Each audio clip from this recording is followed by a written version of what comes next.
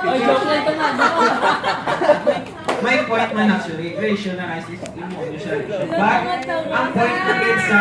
ang point lang sa rationalize Simplify. is dapat Simplify. ang atong denominator wala sa radical. Wala na. Okay? Tandaan niyo kung mag-rationalize Yes. ito, wala sa radical sa denominator. So, ang goal ta subong is kwaon si radical sa denominator.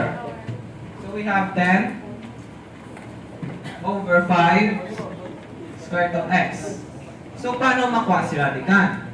Ang pinaka-technique niya is you're going to multiply both sides, both denominator by this denominator na may radical sign. So, we have 5. Or pwede mo gani nga i-multiply mo na lang siya sa may radical lang mismo para ang answer mo karon is nakasimplify na. Para hindi ka na magbudayan, mag-simplify mo lang.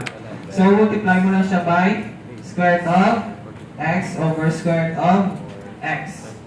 So, multiply siya si square root of x by square root of x. Para ma-cancel. Kaya kung multiply mo ni karon si square root of x and square root of x, magiging ano lang siya x, di ba? Ay same sila, x squared. Square root of x squared is x.